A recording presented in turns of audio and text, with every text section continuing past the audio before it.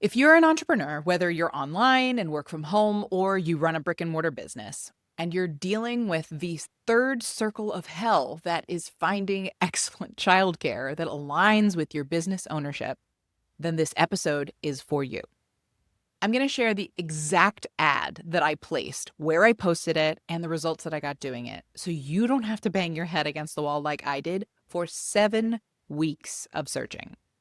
For a little context, I recommend checking out my first segment from this called The Key to Being Unstoppable. I'll link it for you below so that you can hear the whole saga. But for the purposes of this video, you need to know that I searched for 7 weeks, received over 130 totally wrong applicants before I made this pivot, and found a few really promising prospects. And ultimately, my perfect match for our family.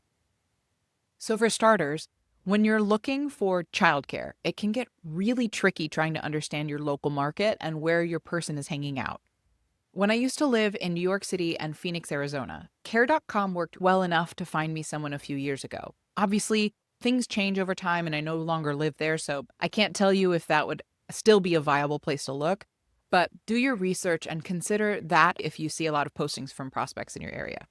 In my current area, I was told the best places to look for in-home childcare like a nanny would be in local Facebook groups, sittercity.com, or with an agency. Those options really run the gamut in value because while Facebook groups can be really awesome, they can also be swampy cesspools of the absolute trashiest, nastiest, toxic behavior that you can find on the internet. So be warned. And then there's the complete opposite side, which is the highly curated, uber professional, 18-page intake form, hundreds of dollars upfront agency. I've tried both and everything in between, and for me, it really wasn't it. Here's the thing. If you are looking for a straight-up nanny and have very little expectations outside of childcare, then go forth and prosper. This video is not for you. You just need to keep searching in the sites mentioned or in other childcare-related websites. And communicate really clearly what your needs and expectations are, and don't be afraid to keep interviewing until it feels really right. But for those of you watching who feel the way I do, which is that I enjoy being present with my kids and taking advantage of the freedoms that come with entrepreneurship and or working from home, then you're already limiting your pool of prospects.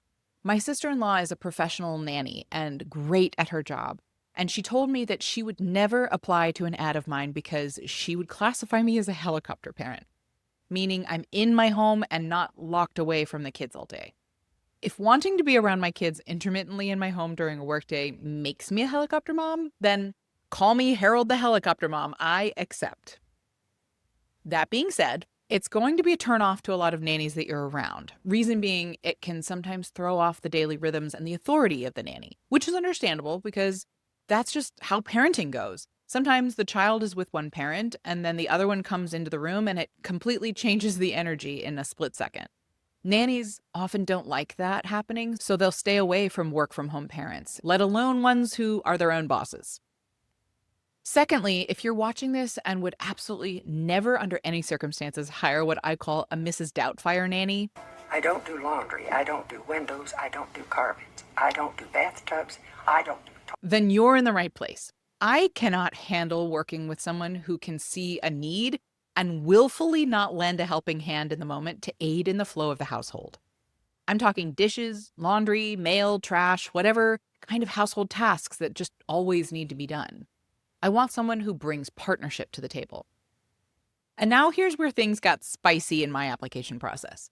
When I got really honest with myself, I wanted someone who was willing to not only help with everyday tasks, but who would step up with bigger projects. I'm talking organization projects like sorting the kids' clothes and organizing the bins for proper storage when they're sized out, or helping us keep our household supplies stocked and organized, or helping me build new furniture as we continue growing into our home, or coming up with and maintaining a toy rotation schedule, or any number of personal assistant vibe tasks. This was a huge turnoff to many nannies and is where I received some extremely nasty treatment for even considering asking a professional nanny to behave like a personal assistant. That was my biggest red flag, and it took me weeks to realize my error. So allow me to save you the suffering. If you've been nodding along with me throughout this video, like, yeah, that's what I want too, you are looking for a family assistant, not just a nanny. And truthfully, I advertised very clearly in my original ads, nanny slash family assistant. And I posted it in all the right places that nannies search for work in my area. But I was wrong, and I want to save you the pain. Try removing the nanny part and post it to an actual job search site. That was the only way I found my person. But I want to caveat with this: hiring quality support means providing quality compensation. In no world will help like this accept less than 25 an hour and will likely want full-time hours. In our area, it's actually more like 30 plus an hour for this kind of support. So the numbers add up. But again, the beauty of entrepreneurship, I love a money motivator personally. So when I realized that this could be a salaried position subsidized in part by my business and possibly even take some of the load off my business, then I got a bunch of creative gears turning for how I could grow my revenue. Which then got me thinking, if this is at least partially a business expense, what if I really just put it out into the universe that I would love someone with an interest in content creation? Hear me out. Nannies take a lot of photos. They love sending you updates of your kids with beautiful photos of them, which is so appreciated and valued by parents. So I thought, well, if I really lean into this person is here to support our family as a whole, instead of just having her take photos of the kids, what if she were asked to take pictures of everyday life in a way that I could use for my own content? I don't know about your spouse, but mine does not often take pictures or videos of me with my kids. So imagine, during the moments of quality time that I spend with my kids every day, our support person is in the room and she could be intentional about capturing sweet, candid moments of parenting, or me working at my laptop beside them playing, or stretching on a yoga mat while they're next to me on the floor. All those moments that I never think to capture because I'm just living, she could have in her job description to pay attention to. So enter my dream role, the family assistant slash creative operations assistant. I'm going to share the actual ad that I placed and where I placed it so you can feel free to copy it for yourself and hopefully find your person. This is the actual ad that I posted verbatim that landed me our dream support person. Family assistant plus creative operations assistant. Part-time or full-time, long-term preferred.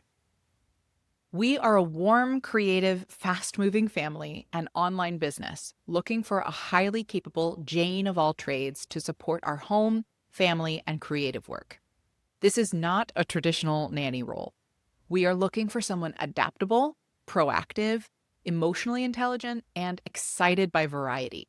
Someone who enjoys supporting both a household and a creative business in a meaningful way. My husband and I work from home, run remote businesses, and are raising 2 young daughters in a conscious, connected, and creative home environment. We value healthy living, personal growth, communication, flexibility, and teamwork. This role is ideal for someone who loves wearing many hats, enjoys both children and creativity, is highly organized and resourceful, thrives in dynamic environments, wants meaningful, varied work instead of repetitive tasks, is interested in content creation, entrepreneurship, coaching, or personal development. Examples of responsibilities. No 2 days look exactly the same, but responsibilities may include, under the family and household support umbrella, assisting with childcare for a toddler and a baby, playing with children while parent works nearby, helping with meals, tidying, laundry, dishes, and home resets, household organizational projects, running errands and pickups, helping maintain smooth household flow and routines. Under the creative and business support umbrella, filming social media content and behind-the-scenes footage, assisting with content organization and creative brainstorming, helping with AI tools, admin systems, and tech organization, light business admin and operational support, helping create structure and efficiency in daily life and business. And finally, under the personal assistant support umbrella, managing to-do lists and logistics, supporting DIY and home projects, helping anticipate needs and reduce mental load, being an adaptable extra set of hands where needed.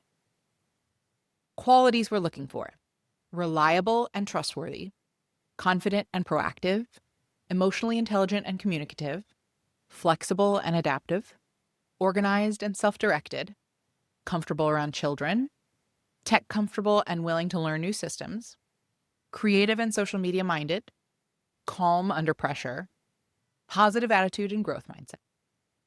And a bonus if you enjoy personal growth or coaching content, have experience with social media and content creation, have worked in dynamic family environments, have entrepreneurial or creative interests, love finding systems and making life run more smoothly. Logistics, I'm located in, and I named my local area, flexible hours depending on fit and availability, part-time or full-time possibilities, long-term preferred, compensation dependent on experience and skill set, but under the ad I listed 25 plus. If interested, please send a little bit about yourself, relevant experience, why this role feels exciting to you, and your availability. I will say when writing an ad like this, I find it really important to have some sort of mini test at the end of the ad where you know they have attention to detail if they actually catch the little instruction that you carry at the end. So here I said, tell me these 4 things about yourself. And I really didn't even consider anybody who didn't pay attention to that small instruction because I knew if they can't follow a simple instruction and read an entire ad all the way through, they probably won't pay attention to a lot of the little details that matter to me in my home. So I posted this on Indeed.com because I wanted someone looking for something outside of a nanny role. Really, my ideal person could wear a lot of hats, including a trusted and experienced childcare provider, household manager/personal assistant, and a creative assistant. Now, I realize many of you watching this may have absolutely no interest in incorporating your support person into your business support, which is totally fine and understandable. As of drafting up this episode, I'm only on day 3 of working with her, so who knows how that will evolve over time. But for me and our family assistant, it was a plus because it gave her longevity and a dynamic role that could grow even when childcare needs shifted and lessened over the years. It also invited someone entrepreneurial and unique to the table because she wanted to potentially learn skills that I had, and she enjoys being creative. The applicants were really diverse because I got some executive assistants, some nannies who craved variety, some former teachers, and people with a unique resume. Our assistant is a former preschool to early elementary Montessori teacher who's naturally very skilled with children. She's an incredible communicator and is accustomed to juggling a lot of tasks and roles simultaneously. And she saw this position as a welcome reprieve from the burnout of being a teacher in the year of our Lord 2026. She also happens to personally enjoy organization and house projects in her own free time. So for us, it was truly a match made in heaven. She's told me multiple times that this job is literally her dream job at her dream salary after being overworked and underpaid for many years. So we made up contracting, chose to salary her instead of keeping her on hourly so that everybody felt secure and committed. And we offered paid vacation and sick days and did everything that we could to create mutually supportive terms. If you're interested in my sharing how we shaped our contract, leave a comment to let me know, and I'd be happy to make another episode about contracting employees in the future, because I've done quite a few of them. I hope this video gives you, first of all, a breath of relief that you are not alone, you are not wrong for wanting a robust support system, and you have absolutely got this. Please take all of these tools and ideas, iterate on them to fit exactly what your family needs, and don't forget to comment how it goes for you so we can give other entrepreneurial parents hope that it is possible to find that perfect match. Good luck. And with that, we've come to the end of this week's episodes on the Contentment Creator channel, where we explored what it really means to pivot without giving up on the vision. Whether you caught the whole story, the strategy, the practical hiring breakdown, or the deeper reflection on self-care during pivots, thank you for making it all the way to the end.